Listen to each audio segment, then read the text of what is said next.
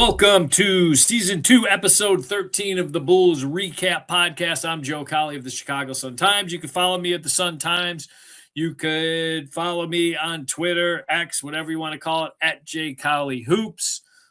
Please just subscribe to this channel. I mean, there's so much fun things going on. I love watching Cap drink his coffee in the morning. And obviously the Crime Dog's got a lot of stuff going on with the lunch stuff. It's just a fun channel right now. So I would say, hit that subscribe button and follow along as much as you can. And speaking of the Crime Dog, it's been a little bit, so I think it's time we hash out the horrible week that is Bulls basketball. I'm still kicking myself that I bought into this thing.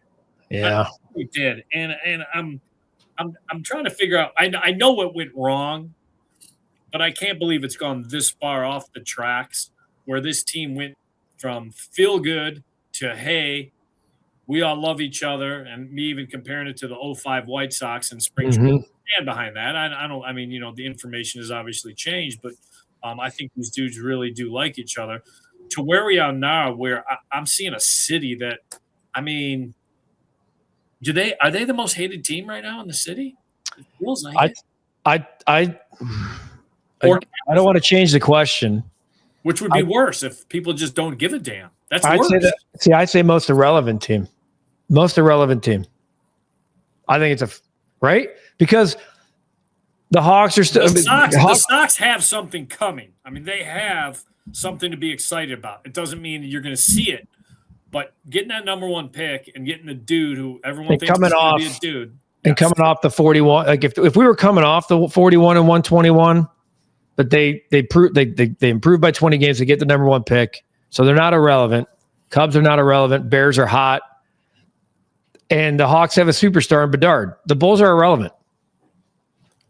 And so we all know horrible week leading into Charlotte. So I fly to Charlotte and we joked around. It was December 12th and it's a must-win game in Charlotte, which shows you just how much you've bottomed out. That it's must-win. And this is not the media saying this. This is the players feeling it. And two things I took from that game.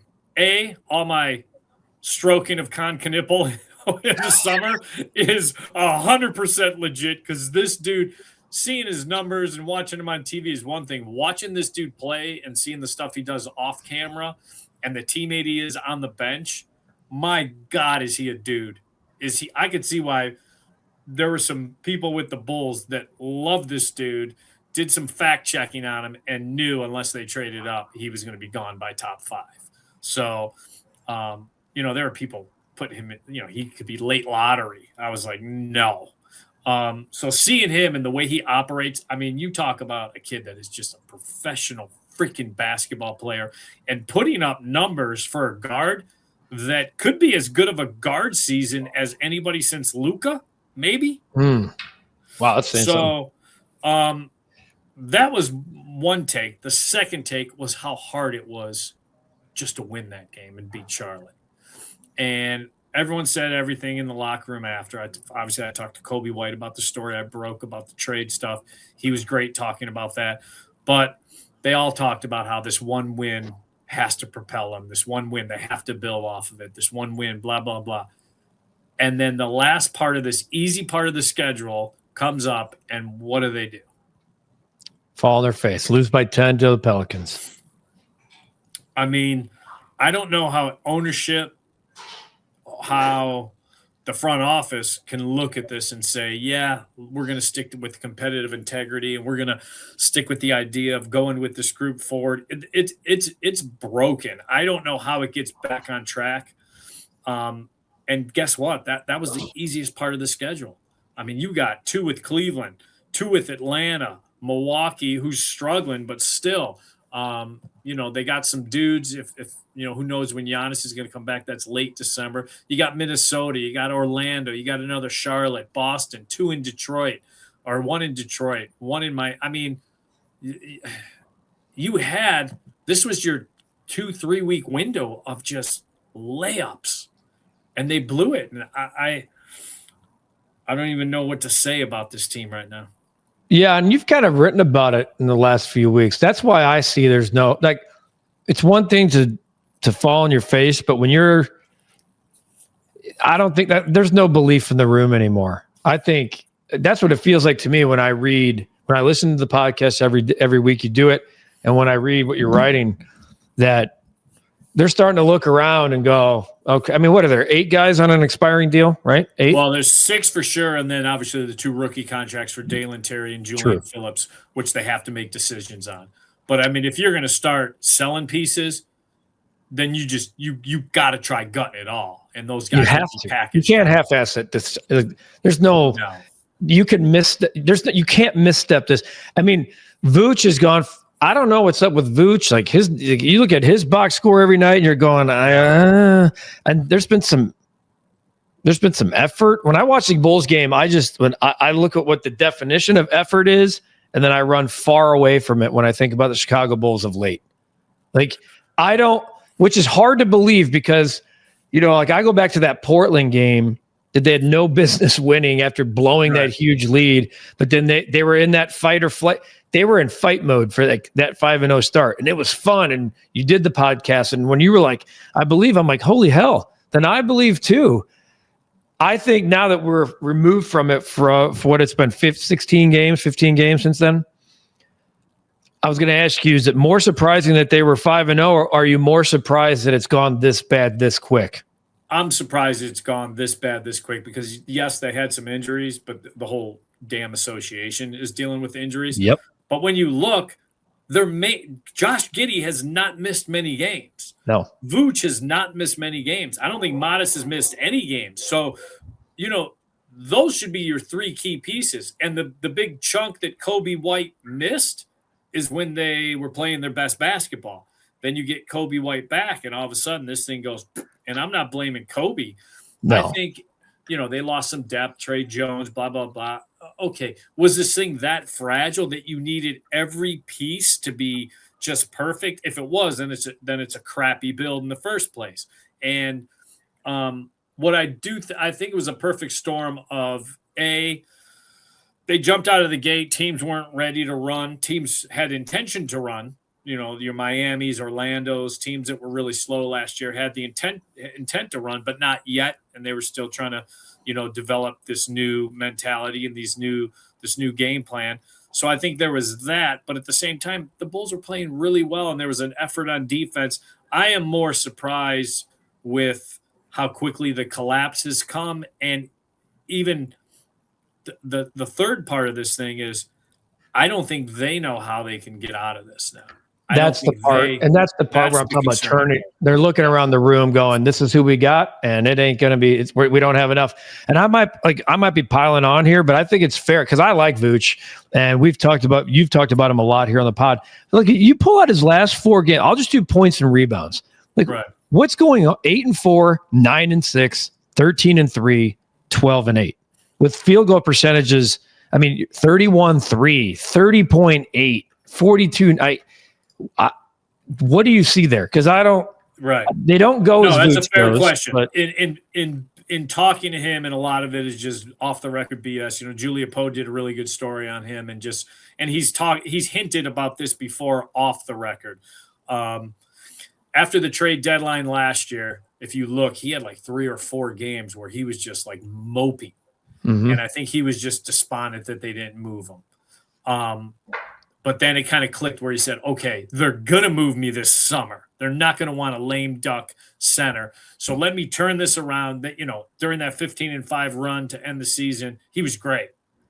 And then the beginning of this year, 3 game winners, 2 of them were at the horn winners. Another one was like 30 seconds left, ended up being a game winner. And he's engaged. And then I just think he was just like, get me out of here. I mean, I just feel like, and I'm not saying he's quit. I just feel like he has just exhausted with the gut, and he's thing. Just exactly. It kind of goes back to that end game interview when he's like telling everybody to shut the hell up. That was it. It's almost like that was the moment he's like, okay, like we shouldn't be celebrating this. I can't do that. I've been doing this for years now here. Get me somewhere else. And he's an expiring contract, so I don't. What are you showcasing? I mean, the league knows what he is. The league knows what he can do. Really good point. And so now, last year you're showcasing something because you still have a year left on your contract and you have a summer to be traded. This is 6 weeks away from the trade deadline, a little bit over 6 weeks away. There's nothing to showcase at this time. I think he wants, and I think the league is more aggressive with early trades where you're not waiting until the deadline. I mean, we saw that last year. Just do what you can to get him out. I mean, and again, I don't know what's on the table for Vooch. I do know that there are teams interested in Kobe. And, I had the story with the Timberwolves being one of them. The problem is Kobe is locked into this idea that he is not going to settle for a contract right now. So if you're trading for Kobe, which lessens his value because it is a strict rent a player who wants to test July out. And that's tough. I mean, that puts the Bulls in a tough situation. But, he made it very clear with them that I'm not signing with you guys. I want to go shopping in July. I will give you guys the first opportunity. He and his camp are amicable throughout this entire process. Ideally, they'd like to stay with the Bulls. But now you kind of just have to move him and get him wherever you can get him and do it with a team that says, all right, we don't need a promise, but we're going to hope that he enjoys playing with us so much and we have so much success with them that this is going to want to be his landing spot. That's a problem. That's a tough sell. And so maybe he does. Maybe he comes off of it. Maybe it's a place that feels like home for him because he's never got his big payday. So I get why he's chasing that. I mean, his last deal he took was a team-friendly deal because he was just in the situation he was in. And he took it, and it was a cheap deal. And now it's time for him to get paid and be that $25 million guy that Josh Giddey is. So the whole thing is just this is as gone as poorly as you could have asked a team to go, considering the circumstance of what they had. And I don't, like we've said, I just don't see a fix. I mean, unless everyone can get back on the same page, I don't see a fix. But the fix is actually the only fix is to go and strip it and sell. Without question. But the question, and I know you're going to talk about AK, but is he willing to admit that? Because that's the only, to me, there's zero scenario where I keep Kobe White because, he's going to test free agency, so we're not going to get what we want, so we'll give him a contract. No. This is an estate sale, Joe. Yeah. No, I got you. The whole house is open. I'm trying to make decisions right now on the two guys you talked about on those two players that they have to figure out.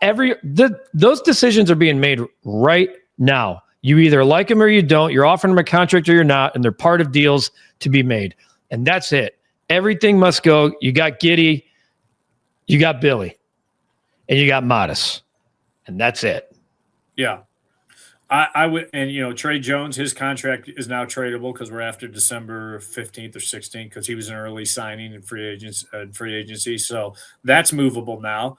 I'd say the only other player of the eight movable, P will. Yeah, you're stuck with him. So he's but if you can trade Kobe and package him. Yeah. I'm taking the flat basketballs back. Yeah. Where do you need him to be driven? I'll pick him up. Right. The only piece that I would think about keeping is Ayo. Yeah. If it feels like you can sign him, but if it feels like a team wants him and you could package him with something, he's got to go. I mean, like you said, this is a Giddey, Modest, Billy. That's it. That's where we're at. And here's the thing. I asked Billy about competitive integrity. And to his credit, he brought up a good point. It's one banner of competitive integrity that the Bulls are waving, but it means two very different things. For him, competitive integrity is ownership not coming to him and saying, we need you to start losing games, sit this guy, play this guy, do this, do this. So he's operating to put wins on his resume, which every coach will do. Yep. Competitive integrity for the front office is we are not moving pieces. We love what we've built here, and we're going to ride it through.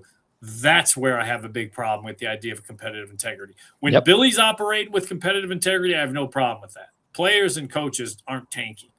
When the front office is going to continue to ride this thing out, if they do, shame on him. Because if Arturas Karnisovas is not seeing what's in front of his face with what this group is doing, and then more importantly, what he missed by trying to tank for that 25 class, and I mean, just go right down the line. Cooper Flagg, second youngest guy, or no, youngest player ever to score 40 points. Number 2, Dylan Harper. If anybody's watching him, I'd like to see him play more and get more minutes. But if anybody's watching him, ridiculous. VJ Edgecombe, loved him. We see what he's doing. Con Knipple, 4. Ace Bailey, as much as he got ripped going to Utah and as much of a headache as he caused, he's 10, 11 points a game as a rook. Trey Johnson shooting 40% from 3. Fears from New Orleans. I mean, the sneaky guy. And when you look, I think he's the 3rd or 4th leading scorer in the rookie class. And then when you get to 8 and Igor Demon, he's hit and miss. Colin Murphy-Boyles playing well for Toronto. Malawash is the first one for sure out of the top 10 where you say, okay, he's kind of a project, but also the Suns are playing really well and there's just not room for him. 11, Coward, freaking balling for Memphis. At times, probably their best player. And then you get to what the Bulls did. So you didn't covet. You were just going to take the cards that were handed to you because you didn't covet that 25 class. Forget about Derek Queen at 13. We've already discussed what a catastrophe that's turned out to be. But you didn't covet the talent in that class, and you're going to do that again for 26, which is very similar to 25. If you do, I mean, shame on you. And I understand his contract extension, we're guessing, was obviously this year, next year, probably the year after that. Jerry, I'm guessing, would be willing to eat 1 year of that extension. So when you think about it, he's probably got this year and all of next year to show signs of life before it would be interesting to see if Jerry and Michael would fire him after that. But he's at least got this year and next year. They're not going to eat 2 years of so if I was pretending to be AK and I knew I had this year and next year, you know what I would do? I would sell on, because it's the only way that you're showing you have a pulse and that you give a damn. Because the ownership is to blame in all of this, because they should know that the 25 draft, like I look at what's going on with Golden State this week, right? A fan emails the owner, fans pissed off, valid points in the email. He's talking about a damn, he's talking about a franchise that has so many banners, but he's so frustrated because enough's enough. We're 13 and 14 and we're running the same crap. And our coach, who's a Hall of Fame, and the owner's tagging back and listening, going, yeah, you're right. Boom, boom, boom, boom, boom. But not here. So AK's been allowed to sit on his hands through through extensions and failed draft picks, failed signs, and failed recognition that what they're doing is the laughingstock of the league. That's what it is. And so if you actually care about your position as an NBA exec and you want to stay through the length of your deal, I would walk into the Reinsdorf's office myself and say, it's very clear that 5-0 was as big of a sham as we've seen in a long time. Right. And that the last 20 games were 5-15, and this is who we are. And I think we got to get rid of as many of these expiring deals as possible and load up for any positioning in the 26 draft. And then hopefully this is not a tear it down to the studs, because we really like the guy we just signed for 100. We really like the kid we drafted 2 years ago, and we really like our Hall of Fame coach. So maybe in 27, we can position ourselves to take on somebody else's failed star. And if he doesn't do that, then he should be fired. 100%. And the thing I've not seen from Arturas is him come out hat in hand and say, I was wrong about this, or I messed up this and I'm going to do better. That is yet something. And that's how people get fired, Joe. That's how people get fired. When you fail to recognize, anybody can sit there and taste themselves after winning it all. You deserve those kudos.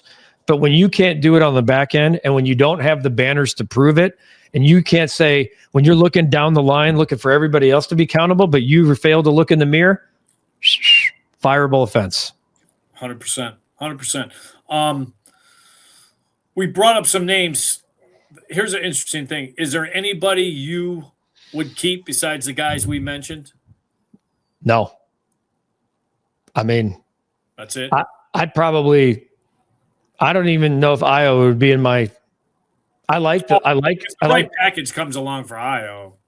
I mean, I'm really into the Josh Modis, Billy, and Billy's the coach. So and Noah, but who knows? Well, I'm tied to that failure. Tied to him. Yeah, I'm saying failure already, but maybe that's unfair. But tied to that project. How about You're that? tied to that project. Yeah, tied to that project, and everybody else is. I mean, I'm listening to everything. Second round picks. I'm looking at protected first rounders. I mean, I see what's going on around the league, and people aren't afraid to trade picks 20, 30. I mean, It's crazy, but the Bulls are never engaged in any of those deals. I give AK credit for the Caruso trade. I do. It looks like a good trade. I thought that they should have traded. No wonder that Oklahoma City didn't trade draft capital. Why would they? They do. Yeah. And they're doing it. They're doing it with an organization that knows that's everybody in the entire league knows what's going on. So why would they give the Bulls any position? Now that's a whole different story, but I like the Giddey trade. They extended him at a price where they didn't actually outbid themselves for once. Other than that though, I think I like Midas. I think.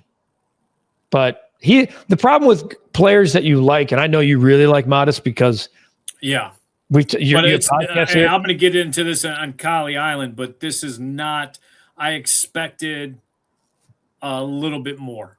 I don't know if it's because Kobe came back and he's become and Modest has become a little more passive. But when Kobe doesn't play, I looked at the numbers. It's not like it's a huge jump, but there are some games without Kobe where he plays really aggressive, and so he's got to figure that out. Then I'm going deeper into film as an exec. Maybe Mark Eversley can actually turn on a game tape and see why that is. Is that because is Kobe a winning player? And if that's if Modest is giving more effort and playing harder when Kobe's not, you have to answer questions about Kobe. You're going to have Modest in your camp, and you've been around multiple sports for a long ass time. We've both made careers in this. We've seen good young players fall into their own self-pit or what's going on around them. And when the team has a bunch of veterans looking around going, there's no fix here, how do you think that rubs off on a young player? Yeah, 100%. And this reminds me of, and it's not, I don't think the Kobe Modest thing is this, but I hope it doesn't become this. Larry Markkinen and Zach LaVine could not coexist. And there you go. When Zach was out and it was just Chris Dunn and Lowry was putting up like 25, 10, and 8. I mean, it was ridiculous what he was doing. And it wasn't a small sample size. This was like 6 weeks, 8 weeks of just him just going off. And then Zach got back. And, so I don't think this is it because Kobe's not Zach. He's not a, ball-centric type guy. But this is now up on Modest to say, I'm not going to be that guy that's just a passenger in the car. I can take the wheel too. So, but I'll get into that in a couple seconds here. Last thing before I get you out of here.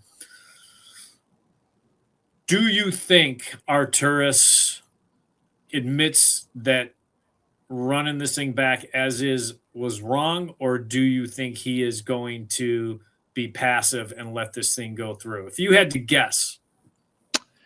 I would say if I were betting on this, I would say there's a minus 500 price on him being passive and a plus 500 price on admission of guilt. And because when I look on the old back of the baseball card, it tells me that AK's never, he'd be doing something he's never done before in this 100%. Particular seat. So why, what the definition of insanity is doing the same thing over and over and history repeating itself. I'm just now fast forward to trade deadline, and let's assume the Bulls made 6 of these guys are gone. I don't even know if he admits it then. He'd probably, his wording would be more of like, we didn't like the way it was working, and when things got out of hand, Oh, and yeah, injuries 100%. and injuries this and injuries that, and we were in a position where we had some expiring contracts on a lot of guys we like, but we were forced to make this move. That's kind of the messaging. So I'm definitely taking the latter. I could hear him say we wanted the financial flexibility for the offseason. 100% ladder. Now that I think about it, I think I mispriced it. I may bet the minus 500. It's more like minus 5,000. The one thing I will say, I do have a request for Arturas to speak with the media before the trade deadline. We'll see if it's met. What do you think happens there? Yay or nay? I think he will do something off the record, or maybe a couple of years ago he gave us a statement in Boston that we could use to kind of. It was very. Was generic, that a piece of but paper? Or was it actually a statement in person? He actually spoke to us and gave us, and the thing is about Arturas, to go up to him and talk to him about anything besides basketball, he's actually a pretty you said he's a good dude. Yeah. He's got a good sense of humor, really dry sense of humor and stuff like that. To talk basketball with him, so it's good that he's got that seat then. Jeez, 100%. So that's it, man. It's just the schedule's getting rougher. I'll be flying to Cleveland and then two in Atlanta right before Christmas time. And it's going to be an interesting next week, because do they step up to the competition, or are they just this bad that they're just going to continue to get rolled? We'll find out. We'll see how it plays out. I'm having a feeling it's the latter, but we'll see. Every time I feel like I've got this team in a box, they jump out of that box. So we'll see. Well, I look forward to it, brother. I love doing it with you. All right, brother. Thanks for jumping in with me. You got it. Anytime. All right, we're going to get to the island. Modest. Right now, Modest is tied with Zach Edey in scoring for that sophomore class, 5th in scoring. Unacceptable. Alex Sarr, he's taken off in year 2. Castle, he's taken off in year 2. But here's the thing. Keyshawn George, he's playing better than Modest. Jason Tyson for the Cavs, who was picked 20th, he's playing better than Modest right now. George was 24th for Washington. It's time. I put a lot of stock in Modest. He says the right things. I think the makeup is there. It is time for him to start taking over.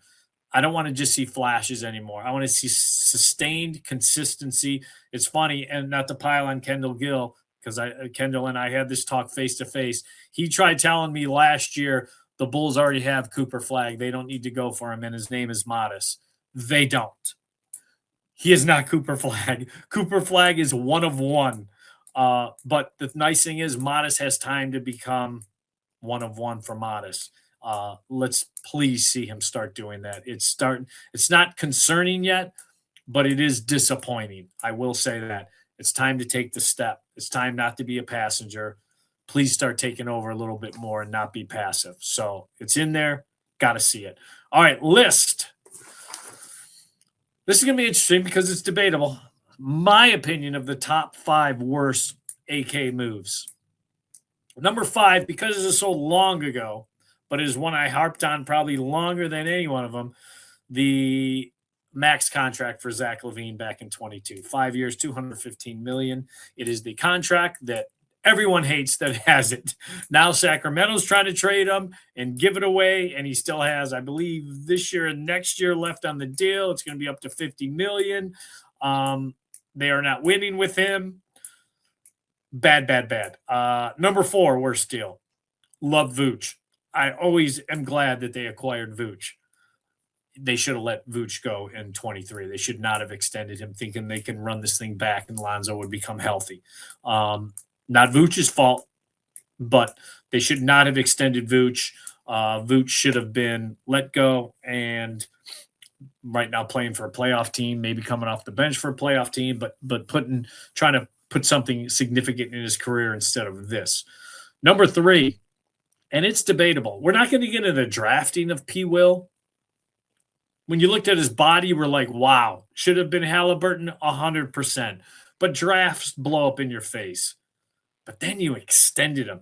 Think about this. 3 straight summers. 22 was the Levine contract extension. 23 was the Vooch extension. 24, you said 5 years, 90 million. P. Will, we feel like once you have money and security, you will jump out of your shoes and be the guy that we thought you were when we picked you number 4 overall. He had a nice first month to the season, and then he is gone on the side of a milk carton. Number 2, I can't get over this.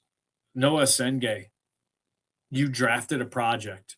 You told the world what you are. You are a guy who's very secure and has no urgency in your position because you can take a guy that of everyone. And I'm not saying there weren't other teams that weren't interested in him in that 11, 12, 13, 14, 15. It should not have been the Bulls. It should not have been you. That's a team that, hey, we got time. That's an OKC move. We got time. He's next in line, and that's 3 years down the line. We've got time. It should not have been the Bulls. That was the team that had no time.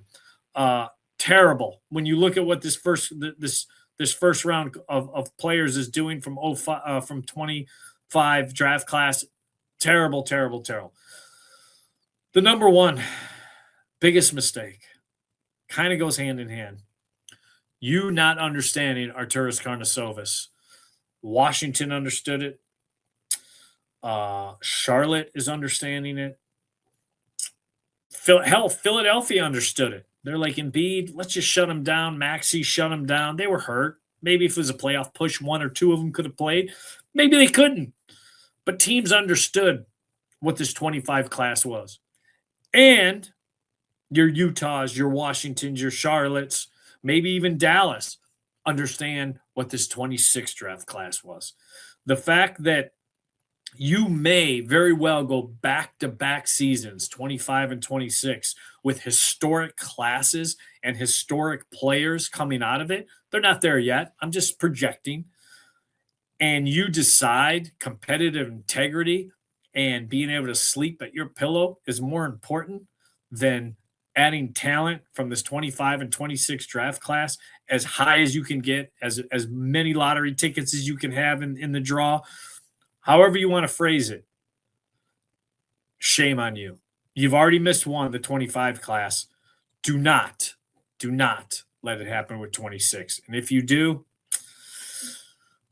well, we'll be writing stories about the next Bulls executive vice president of basketball operations, because it will not be Arturas Karnisovas. If not, it might not be a year, might not be 2 years, but will be soon, and this will be the reason why, because you not understanding what your job is to evaluate talent and bring the highest amount of that talent to your roster. So that's it for me. Be off to Cleveland and Atlanta this upcoming week. Should be exciting. Maybe we'll do a pod from Atlanta before Christmas, a little collie clause. But until then, I got next.